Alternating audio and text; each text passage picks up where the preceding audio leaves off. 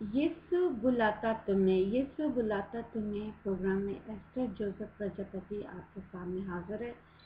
میں خداوند کا شکر کرتی ہوں اس زندہ کلام کے لیے اور تمام نعمتوں کے لیے جو کہ وہ ہر روز ہمیں اپنے کلام سے ہمیں بخشتا ہے۔ آئے ہم کلام مقدس میں سے لوکا کی انجیل اس کا 18 باب اس کی پہلی آیت سے پڑھوں گی۔ پھر اس نے اس غرض سے کہ ہر وقت دعا کرتے رہنا اور ہمت نہ ہارنی چاہیے، ان سے یہ تمثیل کہی کہ کسی شہر میں ایک قاضی تھا، نہ وہ خدا سے ڈرتا نہ آدمیوں کی کچھ پرواہ کرتا تھا، اور اس شہر میں ایک بیوہ تھی جو اس کے پاس آ کر یہ کہا کرتی تھی کہ میرا انصاف کر، مجھے مدعی سے بچا۔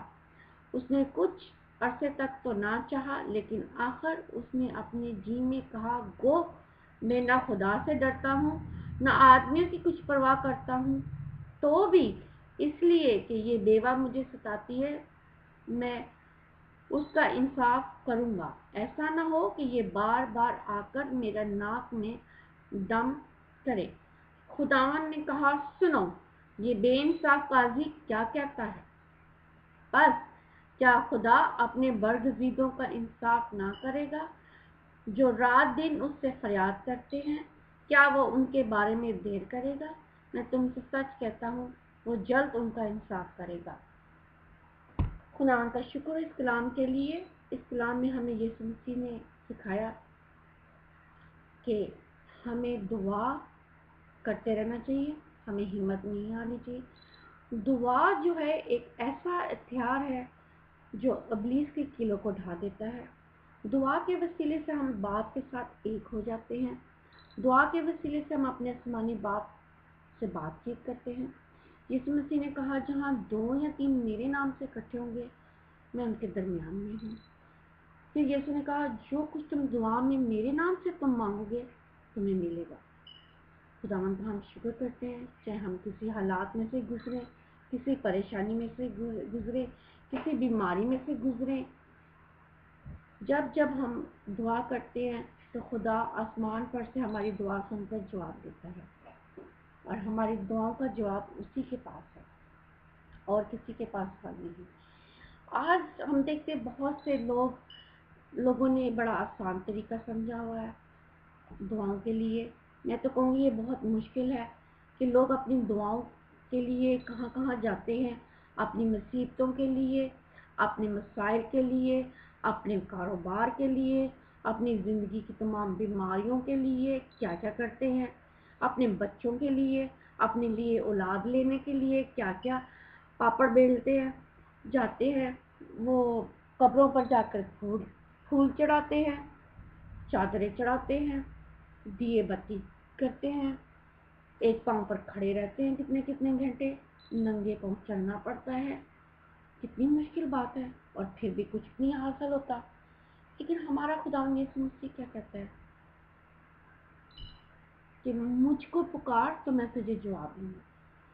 پرانے عہد نامے سے لے کر نئے عہد نامے میں جب خدا کے لوگوں نے جو دعا کی، خدا نے ان کی سنی۔